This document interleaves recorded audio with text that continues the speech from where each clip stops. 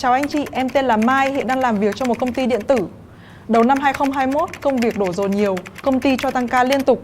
Mặc dù thu nhập của chúng em có tăng nhưng không phải ai cũng có sức khỏe để tăng ca. Em nghe nói luật lao động mới có quy định tăng thêm thời gian làm thêm giờ. Vậy thì cho em hỏi rõ quy định về làm thêm giờ này là như thế nào ạ? Cảm ơn câu hỏi của bạn Mai đã gửi đến chương trình. Thì đối với câu hỏi của bạn thì chúng tôi có cái nội dung tư vấn như sau. Thì thứ nhất là theo cái quy định của Bộ luật Lao động năm 2012 có quy định về cái thời gian làm thêm giờ của người lao động. Ở đây là 30 giờ trong một tháng. Thì Bộ luật Lao động năm 2019 có những cái sửa đổi bổ sung liên quan đến cái thời gian làm thêm giờ của người lao động đã được tăng lên là từ 30 giờ trên một tháng tăng lên là hiện nay là 40 giờ trên một tháng. Bên cạnh đó thì Bộ luật Lao động năm 2019 cũng có những cái quy định về những cái điều kiện mà người sử dụng lao động được sử dụng người lao động làm thêm giờ.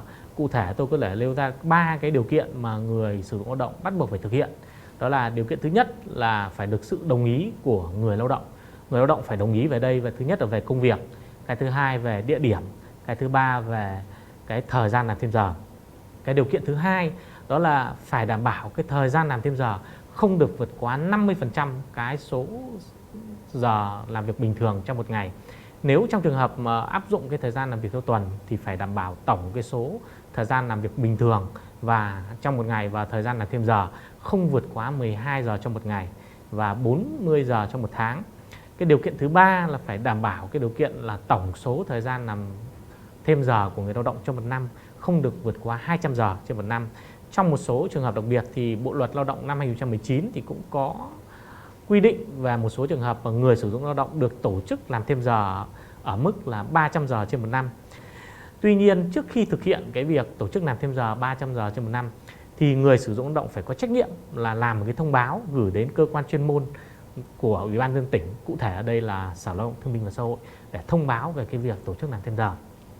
Trong cái trường hợp của bạn ấy, thì như tôi đã phân tích ở trên thì một trong những cái điều kiện tiên quyết để người sử dụng lao động được tổ chức làm thêm giờ là phải được sự thỏa thuận, tức là phải sự đồng ý của người lao động.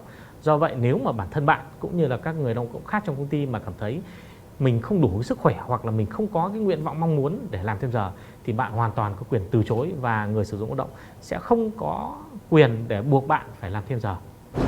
Chúng tôi vẫn đang tiếp nhận câu hỏi và tư vấn về pháp luật lao động cho người lao động thông qua các kênh sau: Fanpage Diễn đàn Pháp luật dành cho người lao động, Facebook Kết nối tạo đổi thay, website www.laodongxanhà.net.vn, đường dây nóng 097 765 1884.